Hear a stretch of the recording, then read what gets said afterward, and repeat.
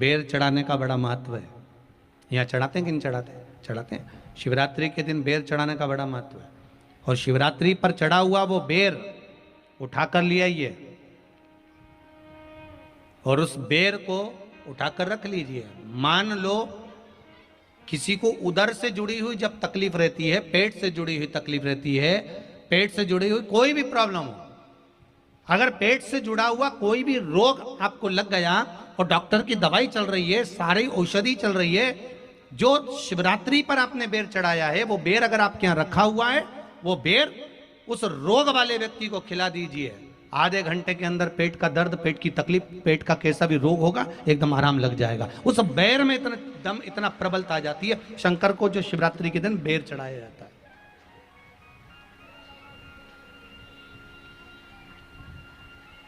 भगवान शिव पर समर्पित हुआ वो बेर का इतना महत्व महाराज।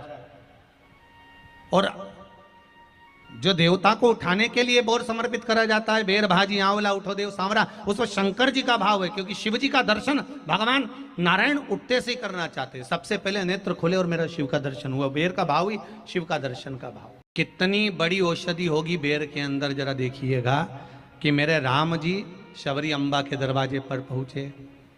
आप लोग भजन में लेते रहते हो, शबरी संवारे रास्ता आएंगे राम जी, मेरा भी धन्य जीवन बनाएंगे राम जी।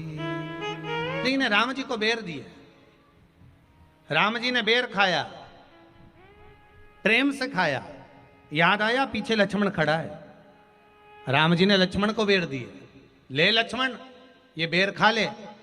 लक्ष्मण जी ने बेर लिए, लक्ष्मण जी ने बेर को देखा तो वो शबरी अम्बा अपने मुंह से झूठा करके दे रही है।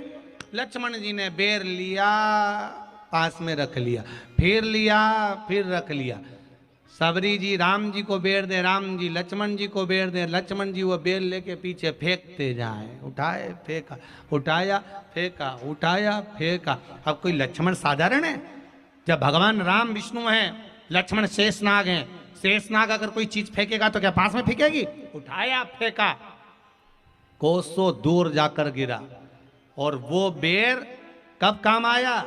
जब लक्ष्मण जी को शक्ति लगी, बाण लगा, लक्ष्मण जी मूर्छा होकर जमीन पर पड़े। सुषेण वेद को बुलाया और वेद से बुलाकर पूछा कि लक्ष्मण कैसे उठेगा? तो कहा संजीवनी लेकर आओ। संजीवनी लेने के लिए भेजा। तब संजीवनी लेने के लिए जब श्री हनुमान जी महाराज गए, संजीवनी बूटी जब लेकर आए और लक्ष्मण जी को जो दी, तब राम जी पहचान गए ये संजीवनी कोई दूसरी नहीं है। लक्ष्मण जी को जो बेर खाने को दिया था वो बेर फेंक दिया था, उसी बेर की पत्ती है जिसको निचोड़ निचोड़ कर लक्ष्मण जी को खिलाना पड़ी है। तो राम जी रोते रोते बोले पहले ही खा लेता तो खाना नहीं पड़ती।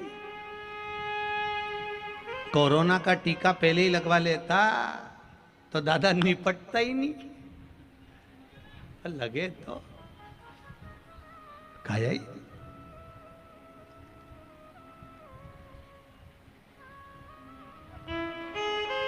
यहां तो सीधी सीधी बात है ना।